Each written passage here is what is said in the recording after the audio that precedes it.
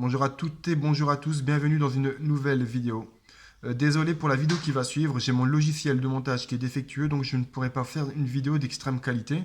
Mais restez bien jusqu'au bout, vous allez être étonnés. N'oubliez pas de vous abonner à ma chaîne, de liker la vidéo, de commenter aussi, de voir si vous avez déjà eu ce genre de cas. Et je vous donnerai une petite anecdote après qui m'est arrivée lorsque je faisais des recherches perturbateurs électromagnétiques. Là, je suis actuellement sur ma Freebox OS. Donc, comme vous pouvez le constater, on est à partie marge de bruit, donc c'est ici courbe DSL, XDSL. Et ici, on peut remarquer que la marge de bruit en down a chuté, comme vous pouvez le constater, et qu'elle est revenue à la normale. Donc j'ai volontairement créé cette perturbation. La perturbation là, les perturbateurs électromagnétiques peuvent également donner des pertes de synchronisation, donc votre box qui coupe souvent, peut également donner des bugs au niveau de la télévision. Donc moi j'ai la Freebox Delta, apparemment ma Freebox Delta ne réagit que sur la marge de bruit en down, mais je sais que là en branchant la télévision, en branchant le perturbateur électromagnétique, je sais que je peux embêter mon voisin. Donc je vais faire assez rapidement pour ne pas trop l'embêter. Donc allez c'est parti, je vais vous montrer. Donc là vous voyez bien que la courbe ici est stable, contrairement à ici. Vous pouvez le constater. Donc c'est parti.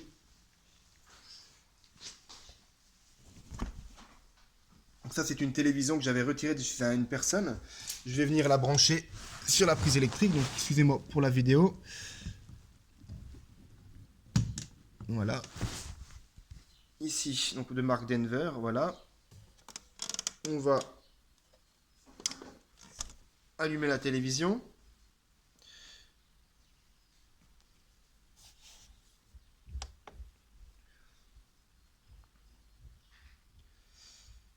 Voilà la cocotte là. Voilà. Je viens d'allumer la télévision. On va attendre qu'elle s'allume complètement. Voilà. C'est dommage que je ne puisse pas mettre. Voilà. Ainsi. On va laisser comme ça. On va essayer de mettre sur notre source. Voilà.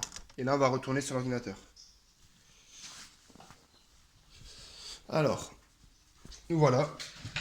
Et voilà, dès que j'ai branché la télévision, on peut constater que la courbe a chuté. Vous voyez? Et elle chute encore. J'ai peut-être mis la bonne source cette fois-ci. Ouais, ça chute. Ça chute, on va attendre. Et là, ça remonte un peu. À mon avis, j'ai dû trouver une bonne source qui était beaucoup plus forte. Je vais regarder sur ce que ça donne au niveau de mes erreurs. Alors, courbe de débit.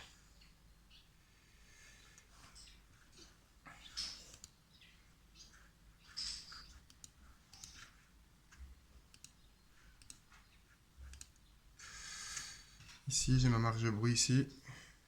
On le voit de toute façon ici. 5 dB. Et quand on revient sur courbe XDSL, voilà, on est ici. Voilà. On voit clairement que la marge de bruit chute. On voit clairement que la marge de bruit chute. Et si elle chute extrêmement basse, vous pouvez avoir des déconnexions au niveau du modem. Vous pouvez également avoir des ralentissements au niveau de votre internet. Vous pouvez également avoir des gels d'image à votre télévision. Je vais terminer sur une petite anecdote. Cette télévision, j'ai eu du mal à la trouver parce que la personne ne l'allumait pas en fait au moment que j'intervenais dans le secteur. Donc j'avais un équipement spécifique.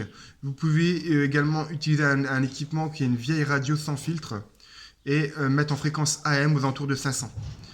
Et vous pouvez voir, en fait, vous allez entendre des perturbations, ça peut venir perturber les modems.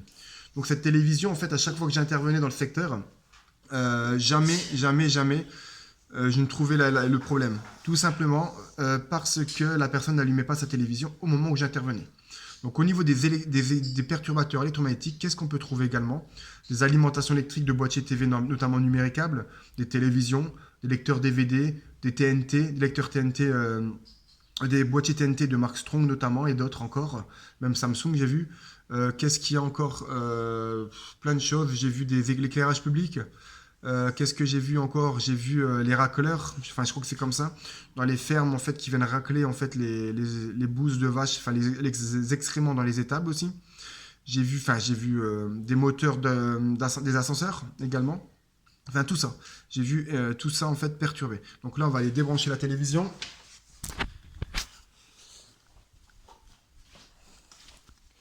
Là, elle est toujours allumée. Je m'en vais la débrancher. Donc, comme vous le constatez, elle est débranchée. Et nous revoilà ici. Donc, on va attendre. Normalement, la courbe devrait remonter. La courbe de la marge de bruit. Donc, tout à l'heure, je vous ai montré, on était à 5. Hein. Voilà, elle commence à remonter, vous voyez. Donc là, ça tombe, j'ai emmerdé mes voisins. Donc, hop, normalement, elle va pas tarder à remonter. Voilà, ça y est, elle commence à reprendre sa courbe normale. Ici, maintenant. La marge de bruit, on était à 5 tout à l'heure. Et là, on remonte à 6.3. Là, j'ai plus de fake qui monte. Vous voyez? Ça aussi, je ne vous en ai pas parlé tout à l'heure. Ici. Là, j'ai 791 000 fakes 791 528 fakes. Mais quand je branche la télévision, ça remonte. Vous voyez ici, on est revenu à l'état normal. Hop, je vais vous montrer cette histoire de fake. Ça serait cool que... Donc 791 533. On retient 791 533. 791 533. Allez, on va rebrancher la télévision. On rebranche la télévision. Voilà.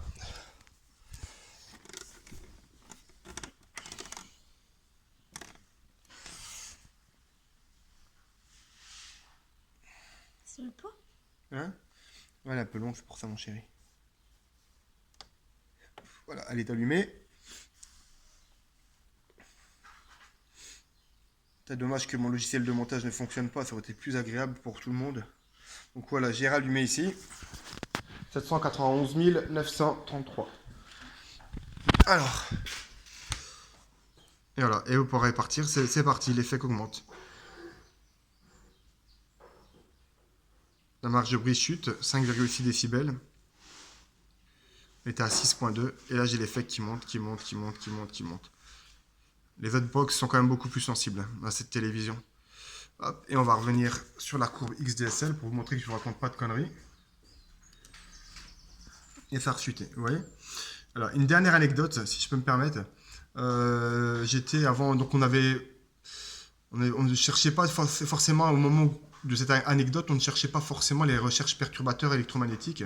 Et je me souviens d'avoir été en expertise avec un technicien de chez Orange pour vérifier la ligne d'un abonné Free. Et le truc, c'est que tu peux les brancher à la télé, s'il te plaît, mon chéri, du courant électrique. Et le truc, c'est que le voisin avait déménagé. Et l'abonné, depuis le déménagement, n'avait plus de problème. Donc, il avait vraisemblablement un équipement électrique qui perturbait chez lui. T'as débranché? C'est fait, super. Il y avait vraisemblablement un équipement électrique qui perturbait chez lui. Donc là, on va attendre juste de voir si ça remonte. Et le fait que le voisin ait déménagé, notre abonné n'avait plus de problème. Donc en fait, le problème n'a pas été rétabli, il a simplement été déplacé. Voilà. Donc là, on voit que la courbe ici est en train de remonter. Voilà. Voilà.